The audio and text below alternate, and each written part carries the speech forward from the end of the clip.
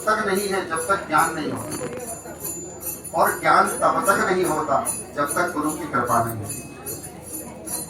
अब देखो, बहुत सारे उदाहरण हमारे शास्त्रों में ऐसे भी मिलते हैं जिन्होंने गुरु से शिक्षा तो ली, लेकिन अंत में गुरु का श्राप उनको मिला, तो परिणाम उनके, कहते ना हमारी भाषा में, लुटिया डूब हुए।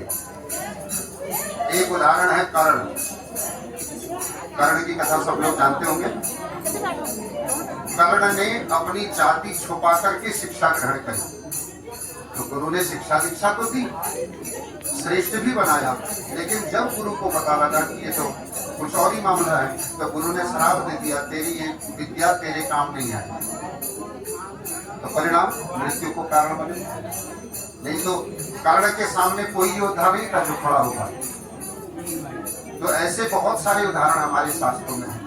कहने का मतलब है, गुरु शब्द का सीधा सा अर्थ है, गुरु का मतलब है अंधकार, गुरु का मतलब है प्रकाश, जो हमें अंधकार से निकाल करके प्रकाश की ओर ले जाता है। अंधकार है अज्ञान का और प्रकाश है ज्ञान। जीवन को जीने की कला सिखाता है। देखो, माता पिता का धर्म तो एक है, क्या? जन्म दे देना। माँ बाप तो जन्म दे देते हैं, लेकिन गुरु जन्म भी देता है। कैसे? हमारे अंदर आध्यात्म का दीपक जलाकर, हमारे अंदर धर्म का बीज बो करके गुरु पिता का कर्म करता है, और फिर उस दीपक को बुझने नहीं देता।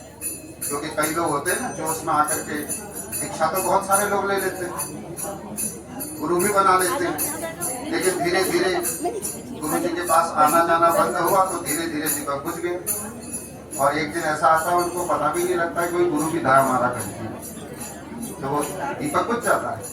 लेकिन गुरु उस दीपक को बुझने नहीं देता। किसके दीपक को? जिसके ऊपर वो कृपा कर देता है। पहले धर्म का, भक्ति का बीज बोया, फिर उसका पालन किया, विष्णु बन करके, और फिर शिव बन करके संहार करता है। किसका?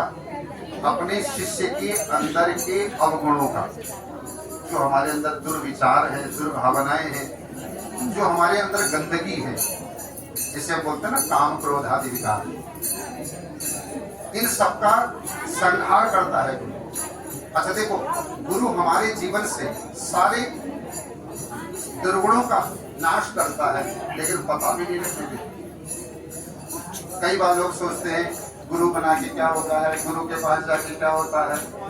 आपको एक बात बताऊं, पता नहीं लगता, लेकिन बहुत कुछ होता है।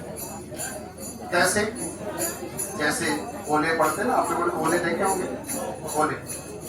अच्छा, ओलों का खेल लग जाए, आप दोनों पलकें पकड़ के रखो ताकि पलक न झपक जाए। ओलों को आप देखते रहिए, देखते रहिए, देखते रहिए, लेकिन देखते ही देखते ओले कब समाप्त हो गए आपको मालूम नहीं पड़ेगा। पड़ता? देखा कभी किसी ने ओलों को खत्म होते?